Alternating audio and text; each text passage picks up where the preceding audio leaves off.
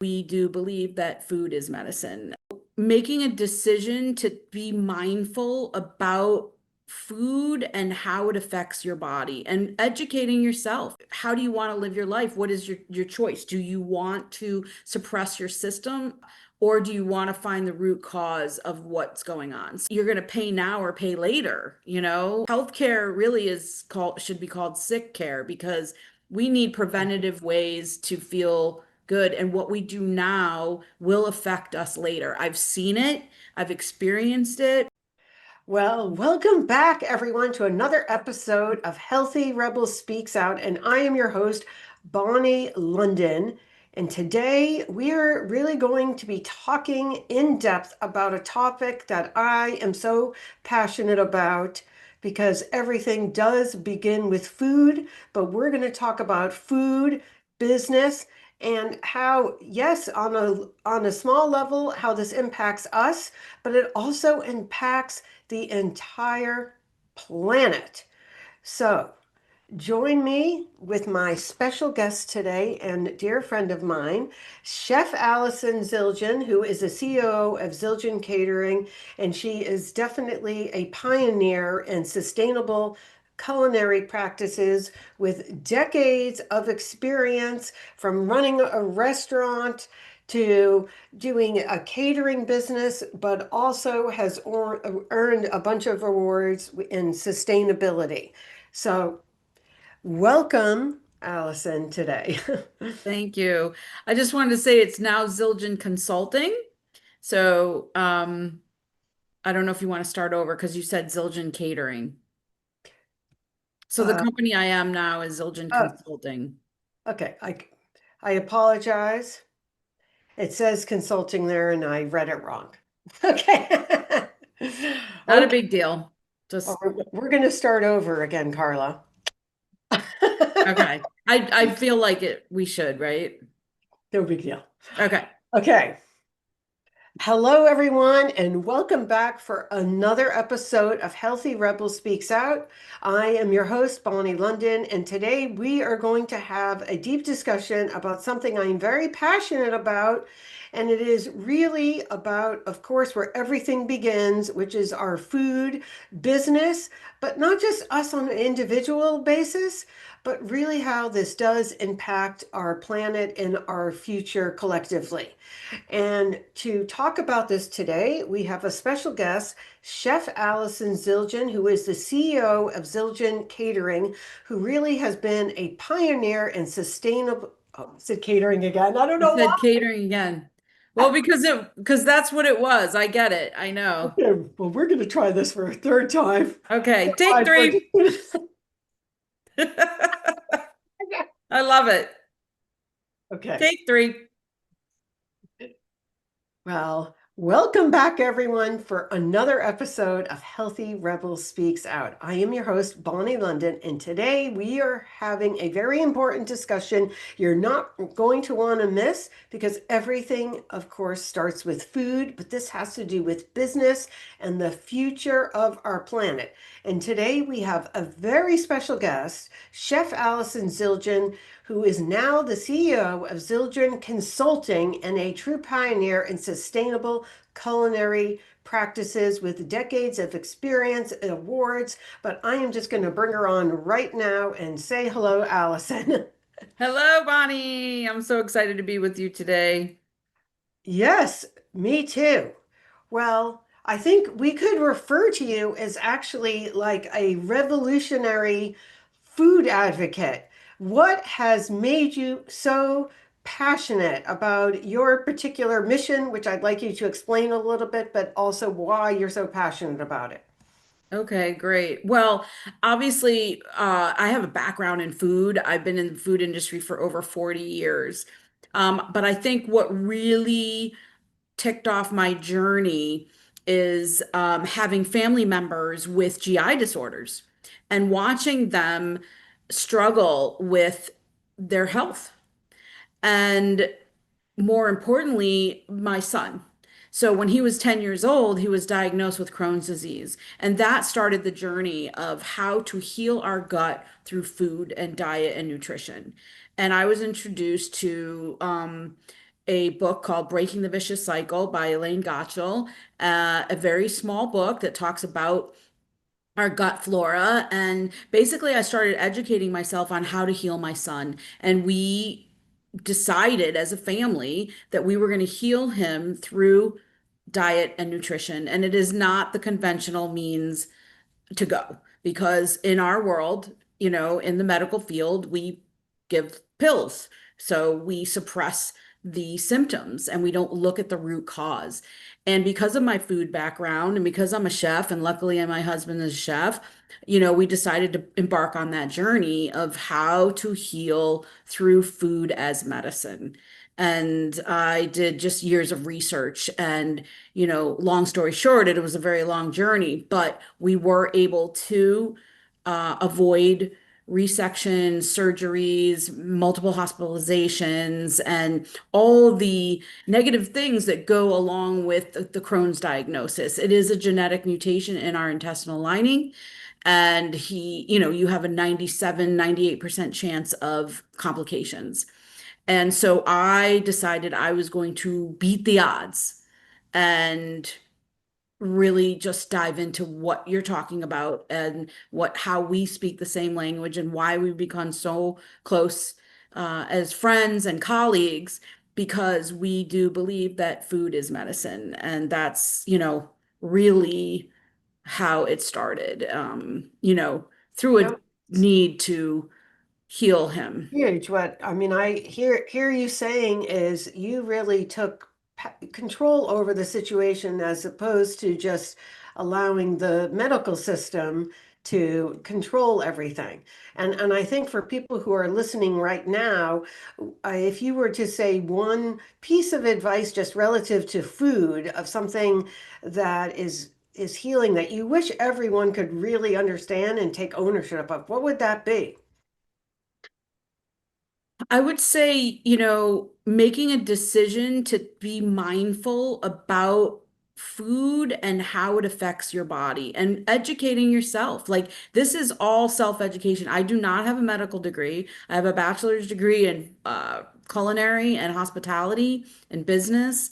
And, obviously, I have a deep passion for food and it's part of my life. But I guess what I would say is, how do you want to live your life? What is your choice? Do you want to suppress your system, uh, or do you want to find the root cause of what's going on? So I think and this is not even if you have a disease or not a disease.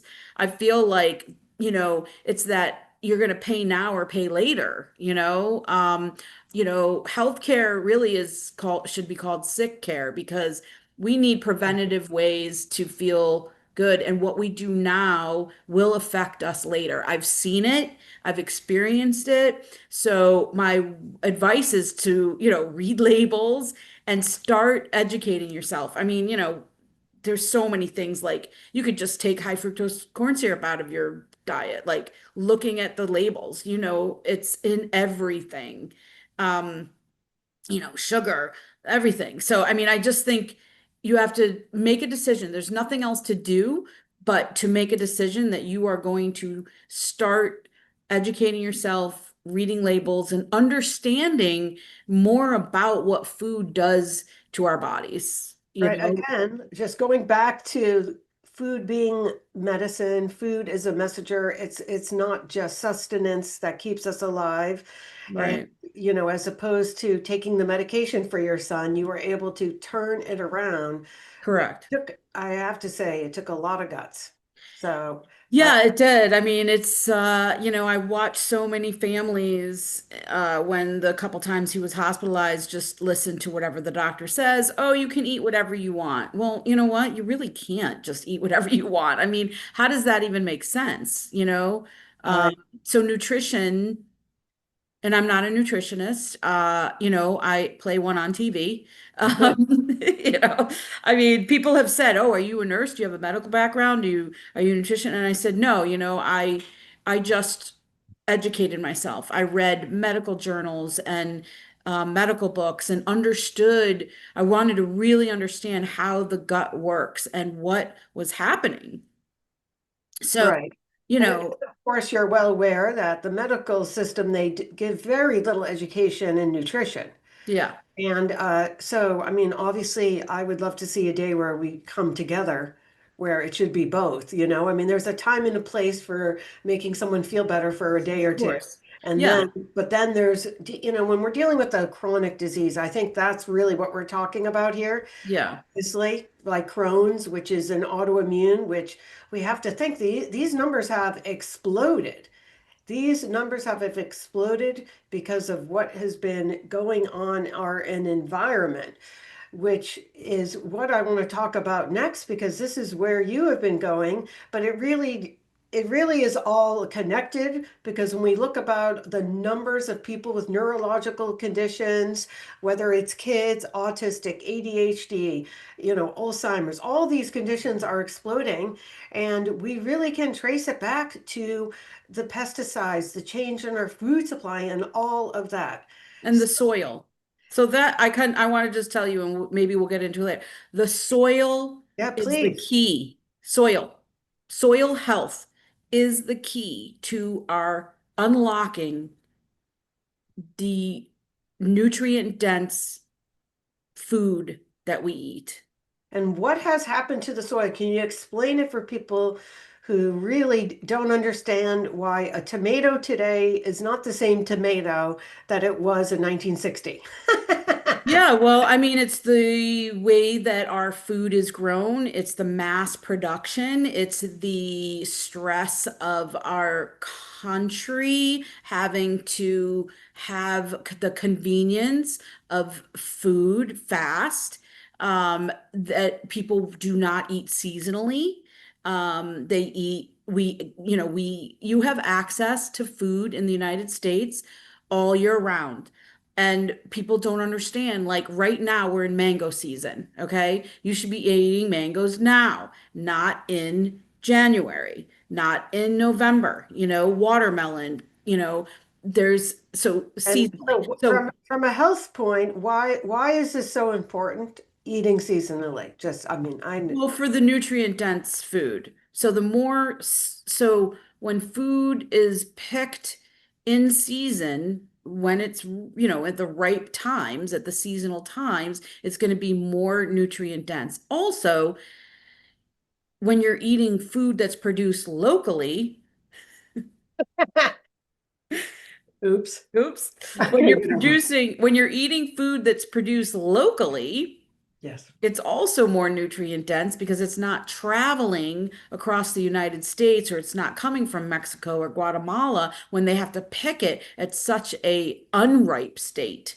So food is picked. I mean, I grow bananas and plantains. Now I know when to pick my bananas and plantains. I'm picking them more in a green state because they need to ripen, off of the vine. If I left them on my trees, the animals would get to them, So there is a time, so I will cut my bananas down right before they start, getting real sweet and ripe. But then, like within a week, I've got bananas. So, and It's then, crazy. Like I was just going to add, like I know, like you see berries. How are they getting organic berries imported from Chile? And then when you find out, in order for those berries to get here, they have all sorts of gases that they put in the shipping, and correct. that we are getting exposed to.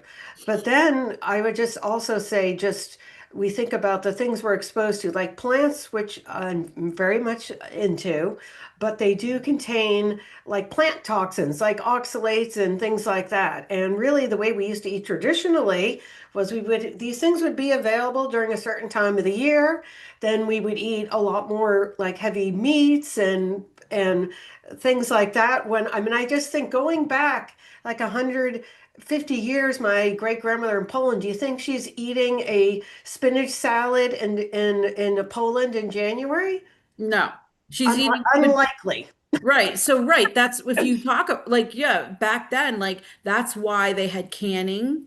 And that's Yes. we grow sweet potatoes and all of the fall squashes and gourds and, all of the potatoes, all the fall vegetables that stay and sustain us through the winter. That's like, And if we could bone get broths, back, what about eating all the bone broths and how they used to right. eat every, all of that as And well. that's why they Fermented foods, smoke. that's another huge one.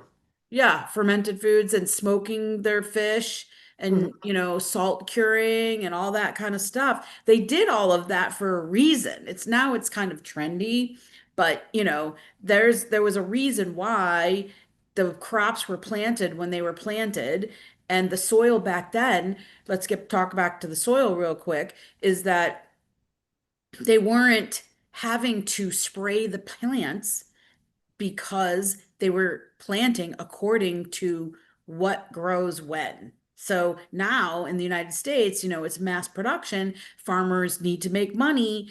And let's not even get into, Monsanto, who's, the devil who Bayer has bought now. And, they're telling us that glycosides are good for the farmers. I mean, it's just what they're feeding the American public is criminal.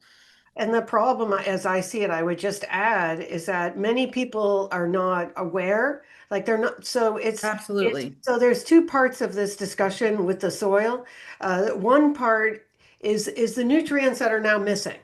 That's one part. But the other part is in an effort to save plants, they're, spraying it with all these pesticides. So we're getting pesticides that are lacking nutrients.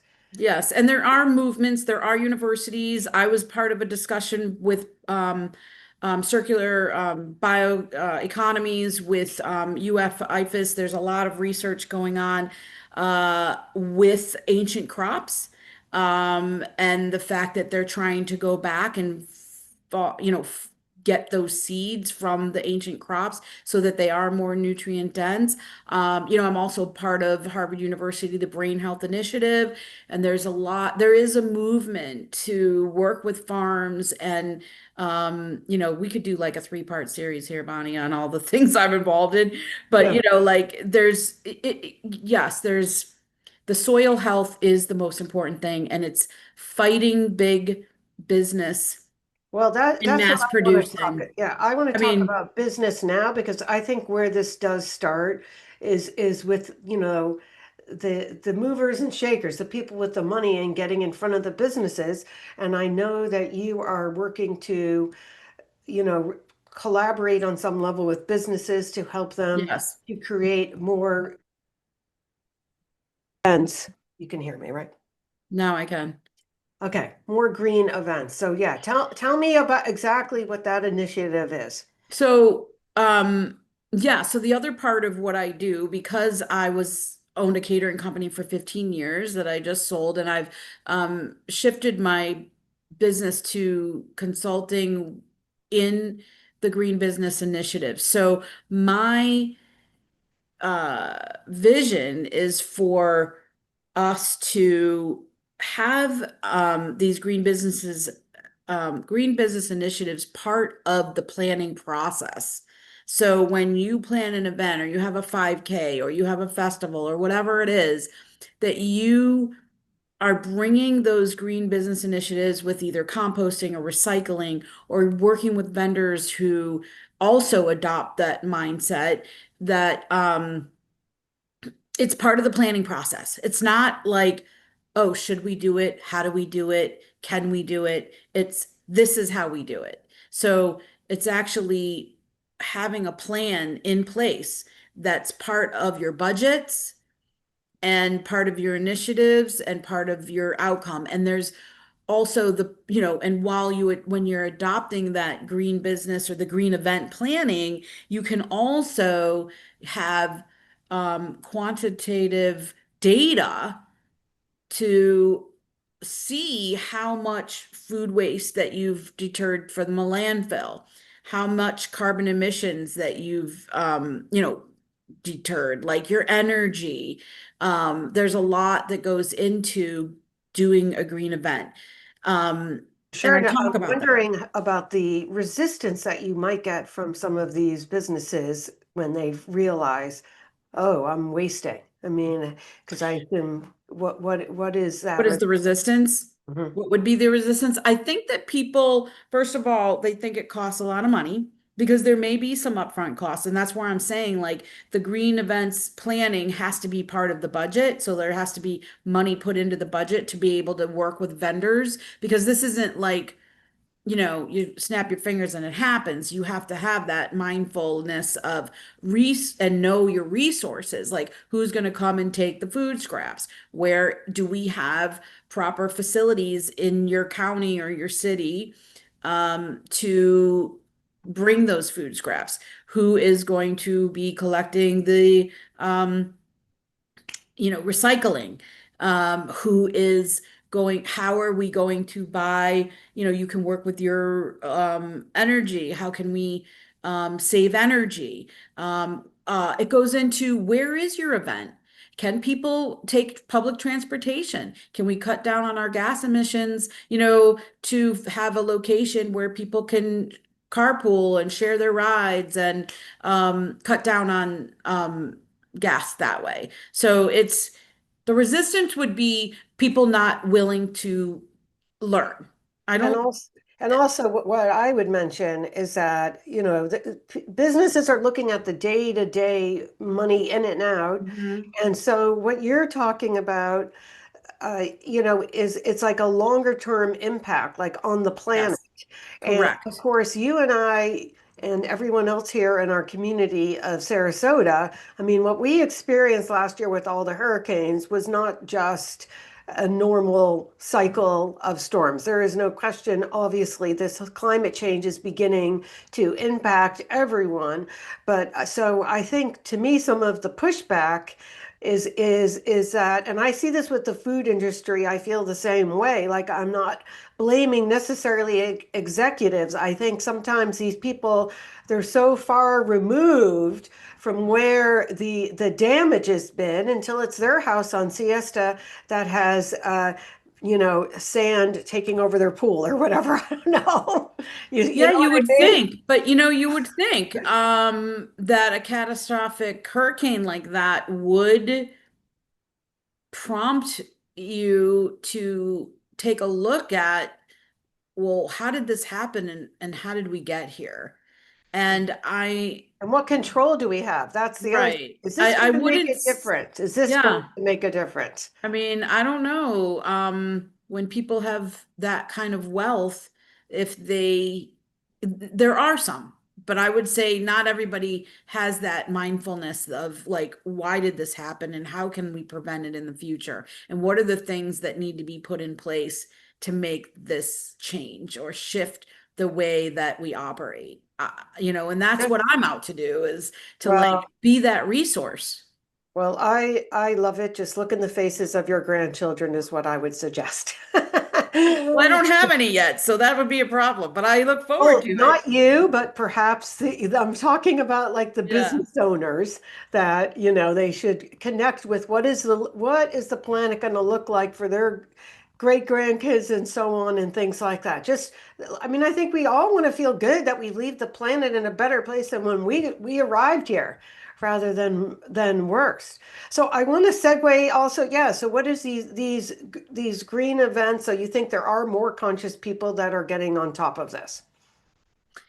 Well, there's a big event coming in November called the Sustainable Communities Workshop, and I would invite you, Bonnie, to go to it. I am actually probably will be one of the panel speakers. I had an interview today to be on the panel about this particular topic.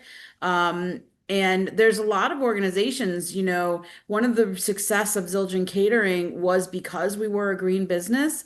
People wanted to do business with us because they trusted that we had those um, initiatives in place where we composted, we were reducing our plastics. So, like, there's the Gulf Coast Community Foundation, the Big Land Waters, there's Education Foundation, there's the all the nonprofits around with Sunshine Community Compost, Community Harvest SRQ. There is a movement of people who care about the environment, they care about our soil, they're up for making change. They're the movers and shakers. You could, Ed Childs, he's somebody you should definitely have on this podcast. He owns the Childs Okay. Group. Well, and then now going away from business for a second, but just talking to the individuals that are watching and just thinking about how they can support, like supporting local farmers, and then you were talking about, which I'm very interested about, what a food forest is. Like what can all of us do on an individual basis to start making a difference? Well, first you have to have the desire, right? So if your listeners are really interested in shifting the way they think about food and the way they operate to reduce their impact on the planet, just make that decision. It's adopting a green mindset. There's nothing else to do but that. Okay. So once you say, okay, I'm interested in becoming a more green um, steward for the environment, then you can start. And I mean, there's so many opportunities for even us as individuals. I talk about this like from your coffee. Like you and I love coffee.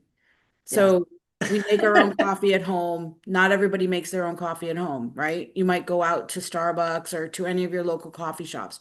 Bring your own coffee mug. Right there, you're reducing your impact on the planet because you're not having them give you a coffee cup.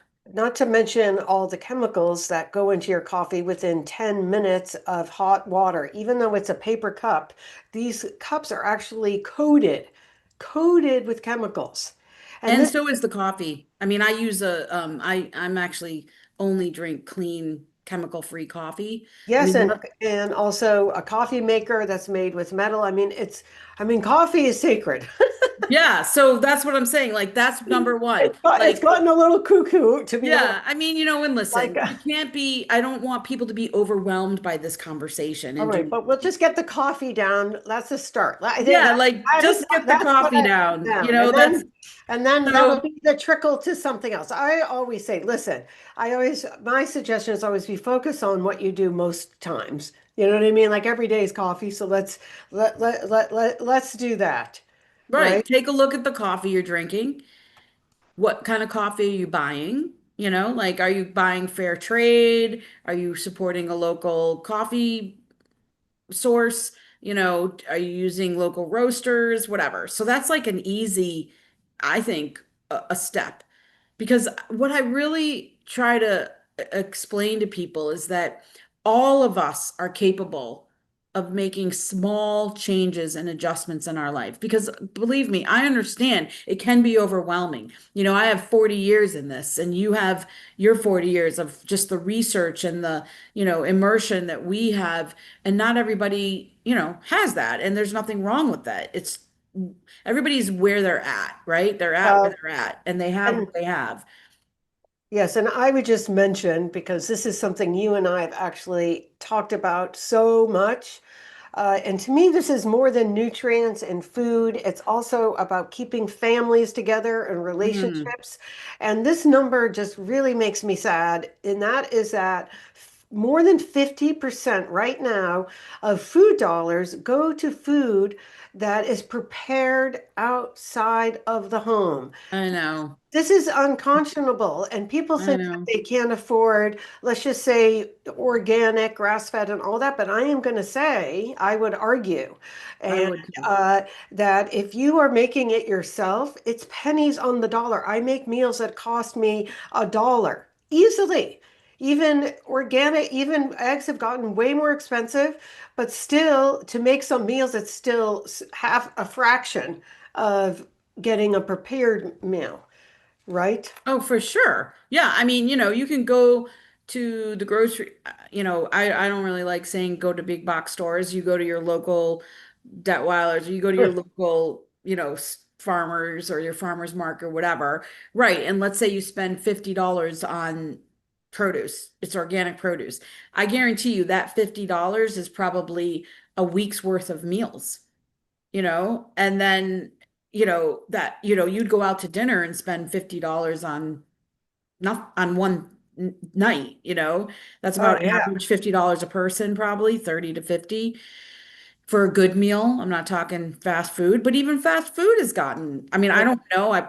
Don't, but I does it don't, have to be that hard to go in the no. kitchen and make, I mean, this to me, this is your forte right here. Yes. Is It comes naturally to me, and I understand that some people don't like to cook, they have no interest in cooking, but I think that's also the step, Bonnie, that we talk about is, having the desire to make a shift. When you make that shift into that more of a green mindset, one of the things you can do besides having good coffee is learning to make a few recipes, learning to that reduces your impact by not going out to a restaurant, not, all the energy and the electricity and the, oh food my waste goodness. and all that. Like eating a meal at home is another way to reduce your impact on the planet and supporting a local farmer or bringing in. And then, also, I know you teach this too. Like,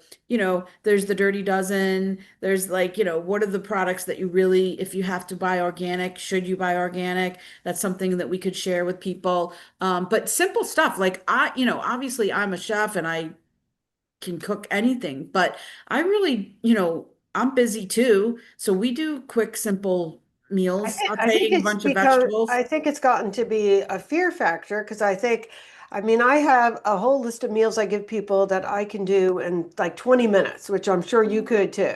As long Yeah. as if you have the ingredients, and I mean, I do think it's possible, but there's something to be said of sitting down with people that you love, your family, friends, and enjoy sitting down and eating a meal or even Mhm. just with yourself. Like that you prepared, like it's a whole different energy when you know you prepared something and you're sitting down, you know what's in it, you know where it's been, like there's love in it. I mean, it's a big difference. And it tastes better. It definitely tastes better. Yeah. Well, I know that we are both on a mission. And then I guess these little choices, I mean, what would you say, I mean, how this can have like the ripple effect, just, You mean to by cooking at home? yes, Oh gosh, so for many like things. I mean, first of all, you're controlling what you're eating and where it's coming from. You are, if you live with other people, you're building community and love in the house. And even if you don't live with anyone, I even tell my single friends, like, you deserve to have a good meal. They're like, I don't want to cook for myself. I get it, but like many times when my husband travels or whatever, I'm alone, but I'm still like, I mean, I don't know, I guess I'm an exception, but I love to even if I'm alone, I still want to sit down and have a yummy hot meal that I feel it gives me satisfaction. It's nutritious, it's filling. I I, mean, not, it's a healthy thing not to, to be corny, but I think it's one of the top expressions of like self-love and self-care is how you treat yeah. yourself.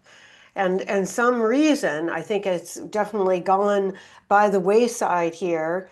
I mean, maybe I think when things started in the like 1950s, 60s, I mean, it was like a century ago where people were dying of starvation, basically. So that was really the goal. And now we have an epidemic of people who are obese, overweight, that are malnourished. We're having like the opposite issue. Like things have swung completely. Like I think that's where it had started. Like it was all about calories. And now, hopefully, and maybe you can speak to this a little bit from just the farming part of it in the soil again. Hopefully, things are swinging back to looking at like nutrients. Yeah, I mean, I just want to say that we live in this age of convenience, and that's part of the issue is that people aren't making time for their meals. And so that's where the mindfulness comes in, is Maybe making that AI is going to effort. help us. AI What? and robots we're going to have doing it like the Jetsons soon. I don't know. Yeah. I mean, just taking a moment and, deciding what's your priorities. And I'm not saying people are going to cook every day, but there are options like, you pick a day of the week where you're going to maybe cook a bunch of meals or do some meal prep. And it's amazing how less stress that is on you when you have to plan. I mean, there's no ifs, ands, and buts about it. You have to plan it. It's just like anything else in your life, planning to go to the gym, planning to your meals, planning to go on vacation, Okay, you so know? so speaking to the majority of people that I work with who really don't go in the kitchen frequently, if you were going to give them like the top 3 to 5 like suggestions where to start, what would that be? Um, to cooking, you mean? Like to be able Yes, to get yeah, back into the just kitchen? to start cooking if they are scared of the kitchen and Mm, but they understand what you're saying, and I think I really am speaking to people who really want to empower themselves with taking care and not just going down like we talked about at the beginning of the podcast, medicine and the whole healthcare system. And to me, this is where we start with is taking ownership of your own path. yeah. So if you've taken that step to become more mindful about your life and you've decided, okay, I'm gonna try some cooking, if think about like what kind of food do you like? Like Italian is very easy to do. So the internet, you can get everything. There's, apps, there's websites, whatever. I always say like if you can make a tomato sauce, a marinara sauce, like that can turn into like, 14 different meals.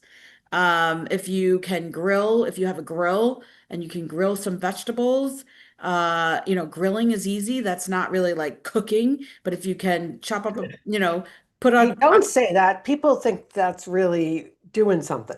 Okay, well, it is. No, I want to I mean, acknowledge and, okay. applaud the grillers of the world because there are people that like to grill. But Yes, if you want to just throw on some bunch of vegetables on a grill, you can put potatoes on the grill. You know what I mean? If you don't have it access, doesn't have to be hard. no, you can just throw stuff in the oven. You can bake a whole chicken, throw some salt and pepper on it, some lemon, honey, I, you know what I mean? Like you can give them, I mean, I'm happy to share recipes.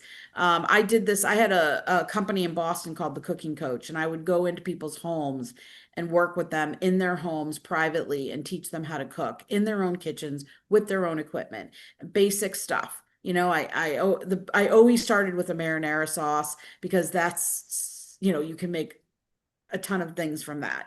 Um, Chicken parm, just pasta, vegetables, pomodoro, anything. So I would just say, like, look at your kitchen, look at what equipment you have, look at if you have a grill, look at, what days can you like consciously dedicate to shopping and taking a recipe and making a list. Like I am a list person. I go to the store with a list because then you're not stressed out that you forgot something. Okay. So if you're ready to do yes. this, you're gonna take an inventory of what you have in your pantry or in your cupboards or in your refrigerator or freezer. Find some recipes that you like, make a list of those ingredients.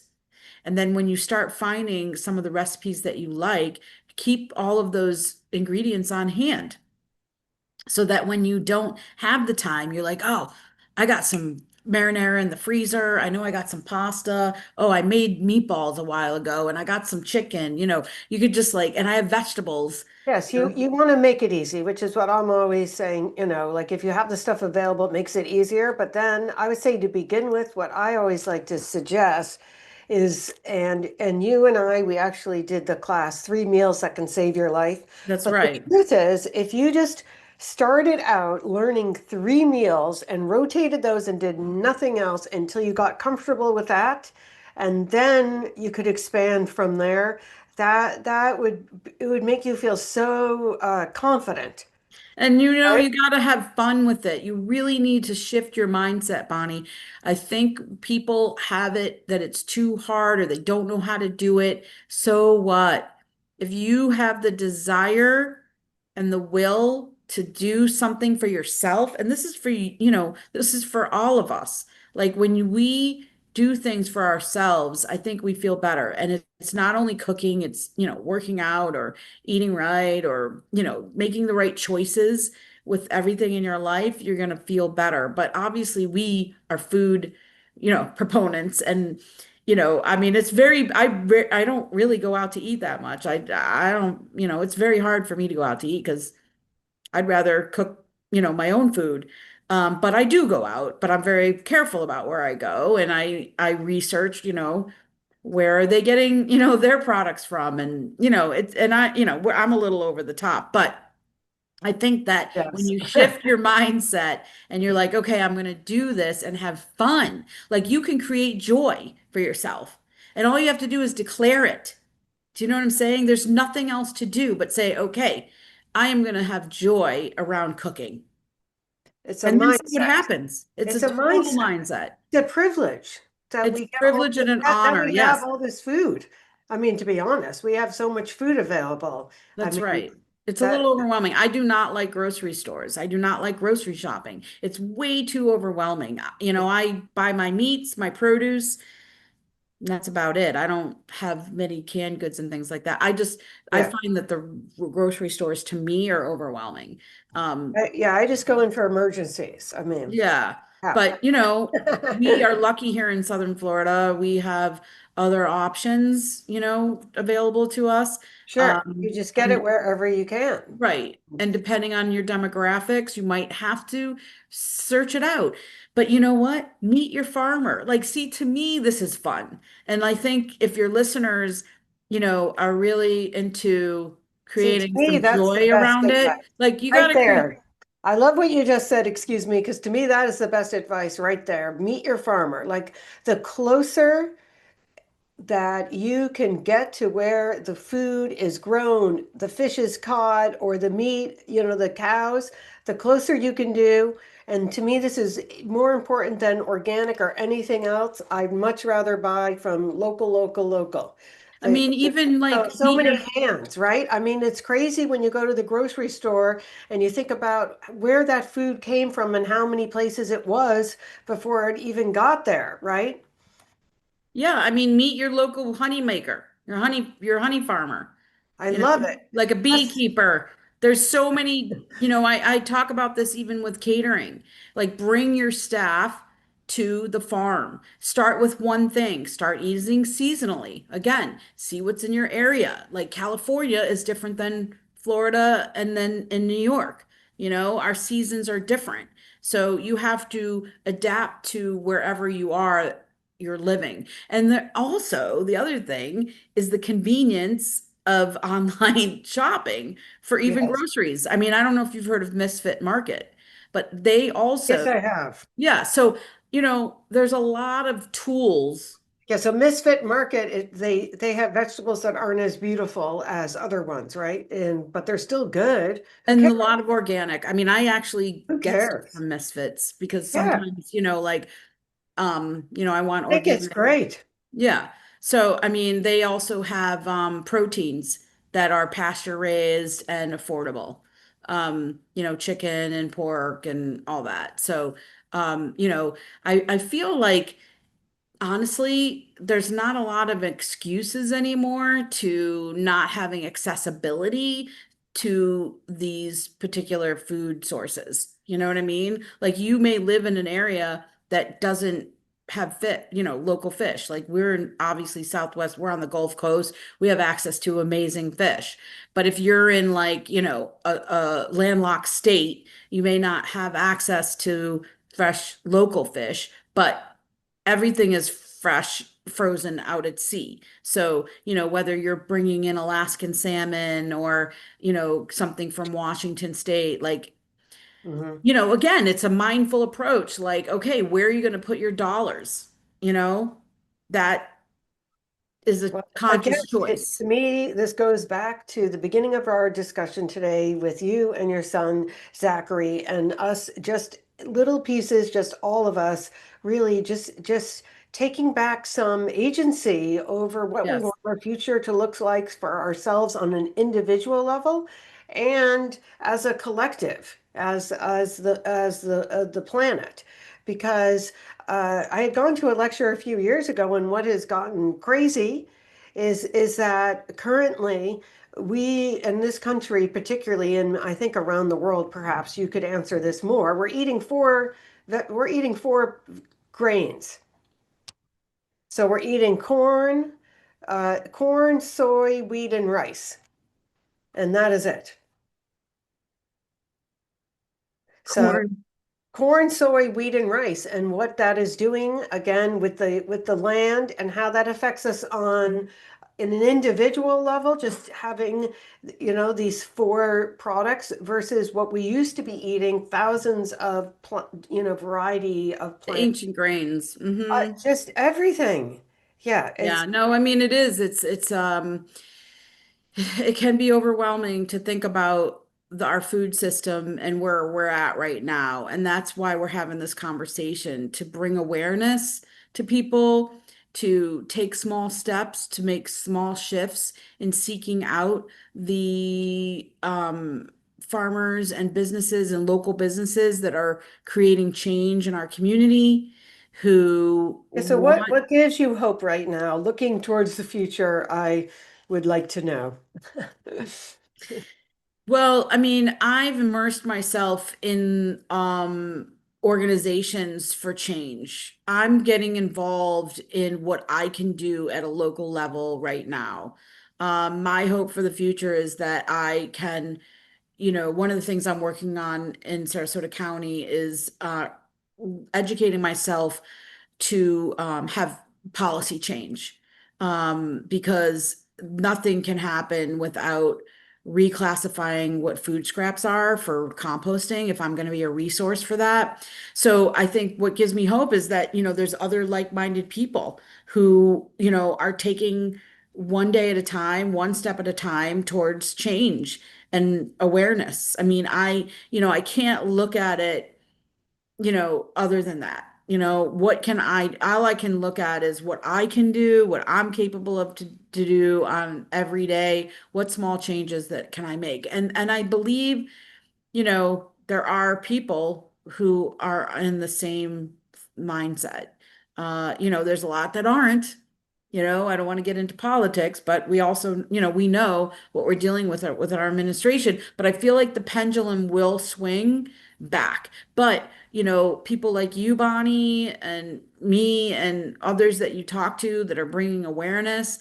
I mean, that's the hope for the future is we just keep talking about it. We have to keep the conversation going and Right. and And and enroll other people in the conversation. yeah, so yeah, I would say I think one person makes a difference.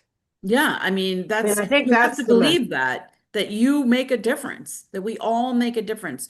You Hmm. are doing your podcast, you're one of the biggest champions for health and wellness that I know. I mean, the research and you're just an amazing fight champion, for this Thank you. movement. Yeah.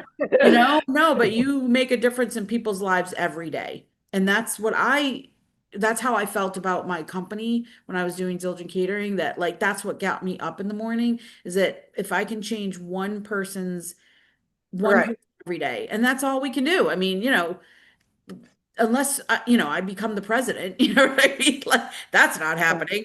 But you know what I'm saying? Like that's the future. That's the hope I have, is that, whatever I do, whatever I can do to make a change every day and make a difference in our community, in my family, in my life, that's all I can do. I mean, that's my goal. Well, that's it because it does make a difference. Well, I want to say this has been so great talking to you, and I love it, and we're definitely going to do this again.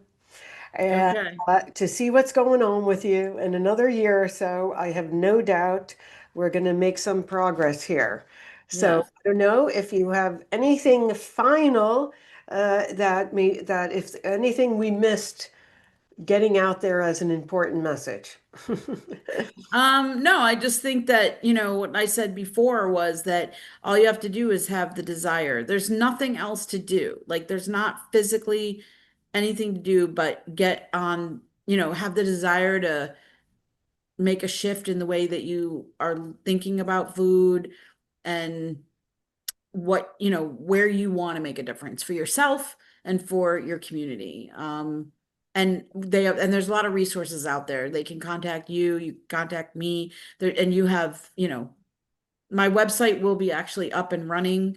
Okay, well, I will Almost put the done. link by the time we publish this. I will put the link on there, but it all begins with food. We Yes. we can begin and end with that. Okay. Okay, well, thank you. Thank you.